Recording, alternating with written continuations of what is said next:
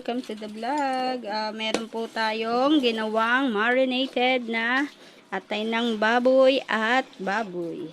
Yan. So, nilagyan po natin ng paminta, kalamansi. So, maglalagay po tayo ngayon ng bawang. Nilagyan din po natin yan ng Sprite. Nilagyan natin yan ng Sprite para po lumambot po yung ating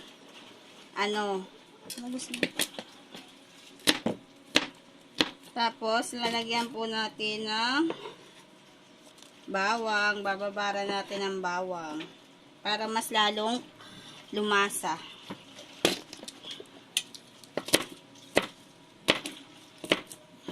Ayan po, nilagay na natin yung bawang.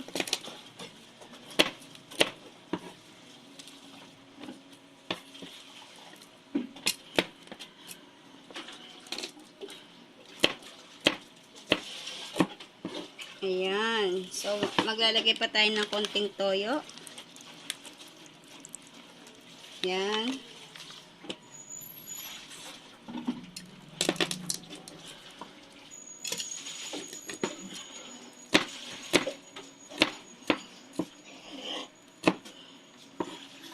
Ayan. Damihan natin ng bawang para mas malasa siya.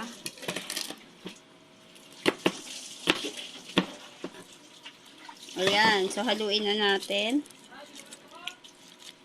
Ayan. So, magdamag natin yung ibababad, no?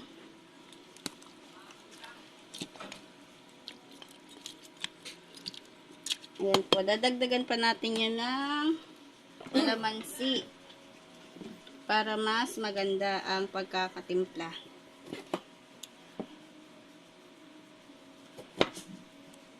Ayan. Napakita mo yan.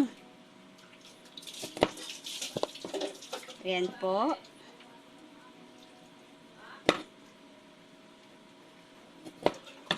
Ayan. So, ano natin?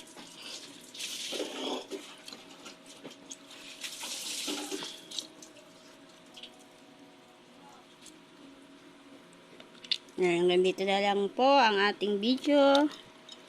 Thank you for watching. Beba Maxalan Islay. Babuy.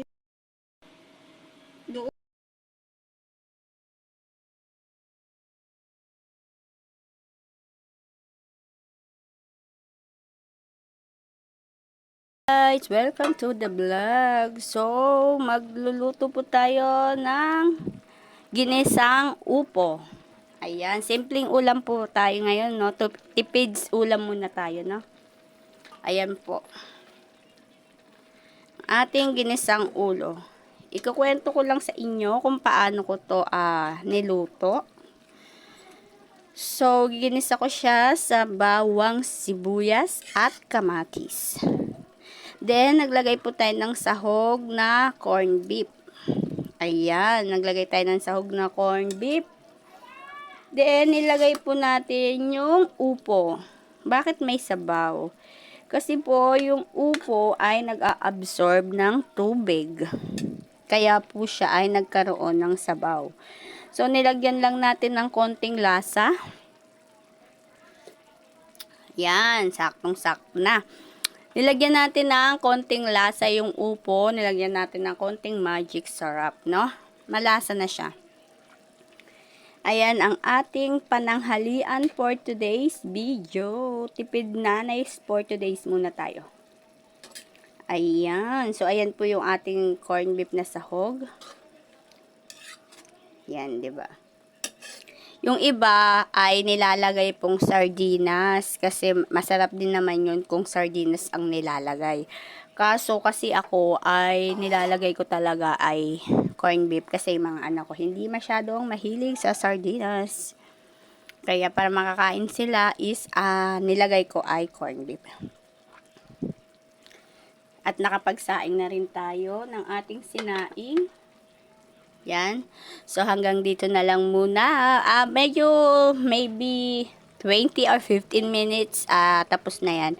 Kasi, wag natin masyadong lutuin. Mas masarap yung crunchy yung pagkakaluto sa upo. Pag masyado kasing lutong-luto, pangit na siya kainin. Mas gusto ko yung medyo crunchy siya pag kinakagat.